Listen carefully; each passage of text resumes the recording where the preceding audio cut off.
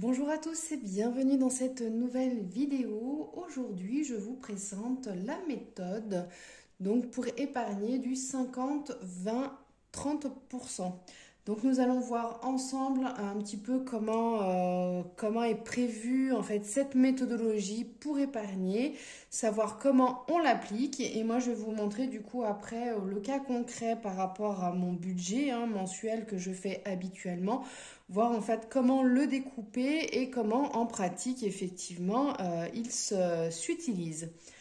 Donc à savoir que la méthode des 50, 30, 20 correspond en fin de compte à nos besoins qu'on va avoir durant le mois. Donc les 50% correspondent aux besoins fixes que tout un chacun est censé avoir, la majorité en tout cas d'entre nous.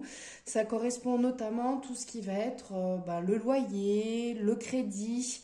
Donc ça va être le crédit, soit le crédit pour l'emprunt du logement, le crédit consommation, les impôts, tout ce qui va être assurance, les taxes, par exemple les taxes foncières. Bon, la taxe d'habitation, il n'y en a plus trop, mais ils englobent également tout ce qui va être budget courses. Voilà, donc tout ce qui va être, on va dire, les besoins indispensables pour notre vie, de nos besoins de la vie courante. Ensuite, les 20% correspondent à l'épargne. Donc l'épargne, ça va être principalement l'épargne de précaution, mais également toute autre épargne qu'on peut avoir habituellement de manière à pouvoir mettre de l'argent de côté. Et les 30% restants correspondent en fait à tout ce qui va être nos envies. Donc ça va correspondre à tout ce qui va être dépenses, coup de cœur, tout ce qui va être restaurant, tout ce qui va être shopping, tout ce qui va être vacances va être pris en compte dans cette catégorie-ci, donc des 30%. Donc en pratique, on nous dit, donc l'idéal est prévu comme quoi il faut d'abord, dans un premier temps, faire état de toutes nos entrées d'argent, donc nos ressources mensuelles.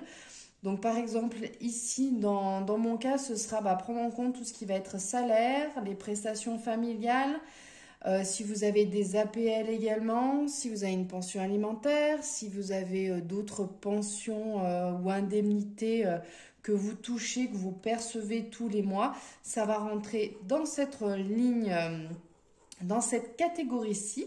Il va falloir du coup faire le total. Donc voilà, comme ça on a fait donc une estimation de notre budget, notre rentrée d'argent tous les mois. Donc voilà, ça c'est fixe. Dans un second temps, il faut qu'on puisse répertorier tout ce qui va être dépenses fixes. Donc comme je vous ai dit, les loyers, les crédits, les impôts, l'assurance, les courses, voilà tout ce qui va être EDF, GDF, tout ce qui va être les transports, l'essence, tout ce qui va être cantine, voilà.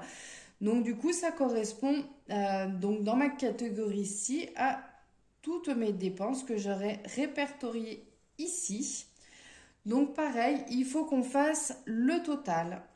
Ça, si vous vous en souvenez bien, au début de la vidéo, je vous avais indiqué que normalement, en théorie, toutes ces dépenses sont censées correspondre à 50% de notre budget. Donc en théorie, là, j'ai 2800 euros, je touche 2800 euros par mois, j'ai en entrée d'argent. Donc en théorie, mes dépenses fixes devraient être d'un maximum de 1400 euros. Or là, en pratique, je suis à 2138 euros. Donc, on nous dit que si on n'arrive pas à 50% de nos entrées d'argent, on est censé retravailler en fait ce budget-ci, donc tout ce qui est dépenses fixes, de manière à pouvoir tendre à la moitié, donc ici pour moi 1400 euros. Donc en théorie, il considère qu'une fois qu'on a fait toutes les dépenses fixes, tout ce qui nous reste en fait correspond, on doit le répartir donc à une partie, donc les 20%, 20% doit revenir à tout ce qui va être épargne et les 30 autres pourcents doivent revenir à tout ce qui va être les envies, le plaisir, les coups de cœur. Donc du coup, je vais faire en pratique. Du coup, je vais vous montrer un petit peu à quoi correspond le budget. Donc du coup, effectivement, on a nos dépenses fixes donc, qui correspondent à 1138 euros. Voilà. Donc en théorie, on devrait récupérer donc, par rapport au restant. Donc si on fait la différence, j'ai 2805 euros moins 2138 euros. Donc il me reste 667 euros donc, à vivre.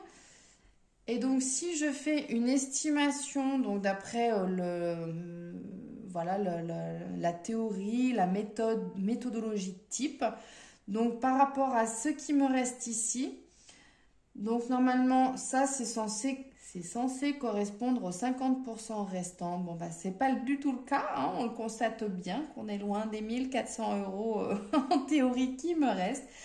Donc du coup si on garde au prorata, donc les 20%,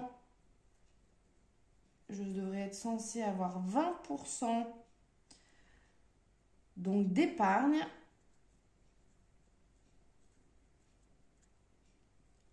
Donc ça correspond à peu près au prorata. Donc là, imaginons que là, normalement, je devrais avoir 50% en tout. Donc si on prend les 20% des 50% restants, donc des 667, on tombe à 266 euros et 80 centimes.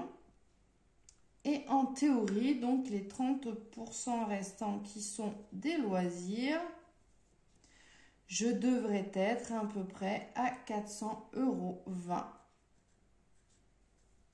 Voilà, de loisirs. Donc effectivement, on s'aperçoit que, voilà, d'après leur méthode de fonctionnement, le reliquat, donc là je suis pas à 50%, donc en théorie je devrais le travailler sérieusement pour que ici j'ai 1400 euros et là 1400 euros. Bon, c'est pas le cas, mais en pratique, du coup, avec le reliquat restant, si on prend donc un 20%, ça donne 266,80 euros. Et là, les 30% de loisirs correspondraient à 400,20 euros. Donc voilà, si on fait bien le total, on tombe bien à 667 euros. C'est pas un souci. Et donc tout cumulé, on retombe à 100%. Voilà, donc personnellement, je trouve que cette méthode-ci, elle correspond pas trop à ma vision des choses. Tout simplement parce que pour moi, j'ai des choses ici que j'estime qui ne sont pas fixes, comme par exemple les courses. Alors oui, ce sont des dépenses qui sont indispensables, on est d'accord. Par contre, je n'ai rien de fixe au niveau courses. Pareil, tout ce qui va être essence, transport. En pratique, là, je ne suis pas du tout à quelque chose de fixe vu que je dépends énormément de mes déplacements en voiture. Les dépenses ne sont pas les mêmes d'un mois sur l'autre. Donc c'est vrai que de ce côté-ci, c'est pas du tout une dépense fixe. Alors bien entendu, si on prend par exemple un abonnement de bus, un abonnement à SNCF, effectivement, là, on va être sur du fixe.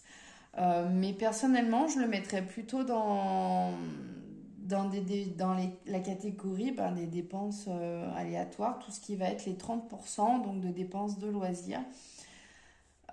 Pareil pour tout ce qui va être cantine, garde d'enfants, ça varie d'un mois sur l'autre. Donc pareil, pour moi, ça ne rentre pas du tout en ligne de compte par rapport à ça. Donc du coup, je vais marquer dans tout ce qui est dépenses fixes, selon moi, ma vision des choses.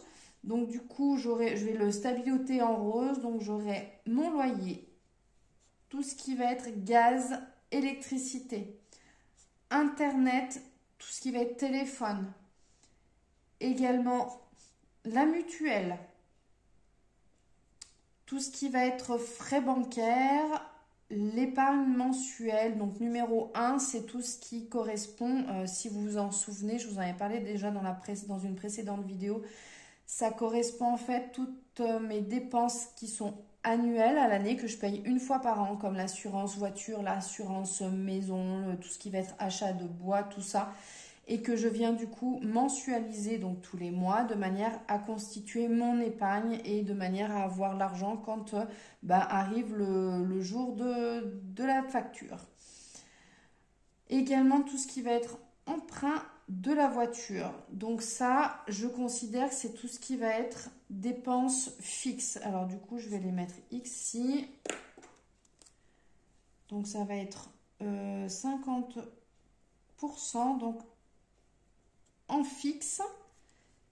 Si je fais le total de toutes mes dépenses fixes, donc que j'ai stabilité en rose, je tombe alors à un montant de 1448 euros. Donc on s'aperçoit qu'on est quand même largement plus proche des 1400 euros que j'avais estimé au départ. Donc 1448 euros, voilà. Et si je fais le calcul par rapport à tout ce qui va être restant en fait, donc du coup j'ai les courses, j'ai l'essence, le transport, la cantine des enfants, la garde des enfants. Donc je vais venir calculer tout ça. Donc 3... Donc si je calcule tout ça, je vais le mettre là. Donc ça va être les 30%.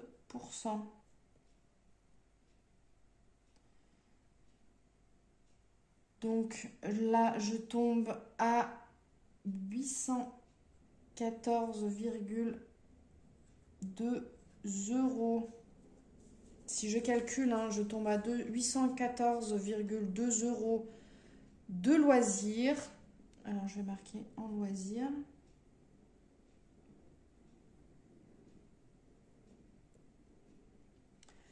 Je tombe, si je fais les 20% restants, donc ça correspond à l'épargne, je tombe à 542,8 euros restants. Voilà, donc ça correspond en fait à la différence que j'ai entre les 208 euros, 2805 euros, pardon, moins les 1448 euros. Donc ça me fait mon reliquat. Et donc du coup, quand je prends 30% et 20%, je tombe à ce montant-ci. Donc du coup, on s'aperçoit qu'avec cette technique-ci, je vais tomber donc dans tout ce qui est loisirs. Donc j'ai à peu près 3, 4, 500, 600, 690 euros. Donc j'ai 690 euros de dépenses là fluotées en jaune. Et donc du coup, il va me rester donc la différence pour le restant de mes loisirs. Donc là, ça tombe 690, donc ça fait 700, ça me fait à peu près 120 euros de loisirs qui me restent. Donc ça va être tout ce qui va être shopping, loisirs, activités ou autres. Et en épargne, je vais avoir 542,80 euros. Donc on s'aperçoit que donc sur mes 542,80 euros, je vais retrouver tout ce qui va être mon épargne PEL, mon épargne PEA, également mon assurance vie, tout ce qui va être mon épargne mensuelle numéro 2 qui va correspondre à tout ce qui va être notamment l'épargne pour les enfants, tout ce qui va être le shopping, tout ce qui va être pour les vacances, tout ce qui va être sortie, activités, loisirs que je peux faire en dehors. Et donc, du coup, on s'aperçoit que, alors d'après mon raisonnement personnel, je dis bien, c'est pas forcément ce qu'on trouve habituellement sur les réseaux, parce que du coup, sur les réseaux ou ce qu'on peut trouver sur Internet, finalement, moi, j'en suis bien loin. Par contre, d'après ma vision des choses, mon organisation personnel, je tombe quand même plus facilement, je suis plus proche de ce fonctionnement-ci où je prends vraiment tout ce qui va être dépenses fixes. Tous les mois qui ne varient pas, je le mets dans les 50%. Tout ce qui va être dépenses plus aléatoires comme les courses, ça varie d'un mois à l'autre, on n'a jamais un montant fixe. Tout ce qui est essence, tout ce qui va être cantine les enfants, tout ce qui va être garde des enfants, notamment, bah voilà, par exemple en période de vacances d'été, tout ce qui va être cantine, on n'en a pas. Tout ce qui est garde d'enfants, alors après ça dépend du mode de garde, mais effectivement va être réduit ou va être inexistant, tout simplement parce que bah, on a nos propres vacances, on va garder les enfants, peut-être que les enfants vont aller chez les grands-parents. Après, c'est sûr que si on a un mode de garde où effectivement les enfants vont en centre de loisirs, vont en colonie de vacances, bah forcément ce budget-ci, on l'aura toujours, mais du coup, bah, il ne sera pas forcément le même, risque d'être plus important. Donc en fait, voilà, selon le budget, selon nos habitudes, et ben du coup, soit ça va être à la baisse, soit ça va être à la hausse. Donc forcément, c'est quand même beaucoup plus aléatoire. Et bah, ça, bien entendu, on peut l'avoir budgétisé, par exemple, tout au long de l'année. Et ça nous permet justement de le retrouver ben, dans notre épargne, par exemple, mensuelle numéro 1, où on l'aura déjà mis l'argent de côté. Voilà, bah écoutez, moi personnellement, je n'applique pas cette méthode, mais voilà, on peut avoir du coup une interprétation de différentes manières de cette méthodologie. Ça dépend du coup de notre vision des choses.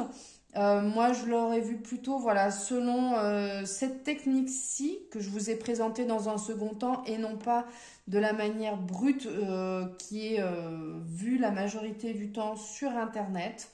Donc voilà, après voilà, à chacun sa façon de s'approprier du coup cette méthode-ci, de manière à pouvoir s'y retrouver et tomber au plus juste avec son mode de fonctionnement. Vous voyez que ben du coup on arrive quand même à épargner dans tous les cas et que c'est réellement réalisable. Voilà, ben n'hésitez pas à me dire en commentaire si vous aussi vous appliquez cette méthode aussi, donc méthode des 50, 20, 30. Savoir vous comment vous l'appliquez au sens stricto sensus ou plutôt, plutôt selon ma vision des choses, voir ben, à peu près voilà comment chacun peut l'appliquer au quotidien. Voilà, ben, n'hésitez pas à me dire tout ça en commentaire, n'hésitez pas à liker la vidéo si celle-ci vous a plu, à vous abonner à ma chaîne si ce n'est pas encore déjà fait. J'ai encore pas mal d'autres techniques, d'autres méthodes de budget à vous présenter. Donc, n'hésitez pas à me suivre. Voilà, et moi je vous dis à très bientôt pour une prochaine vidéo. Ciao, bye bye!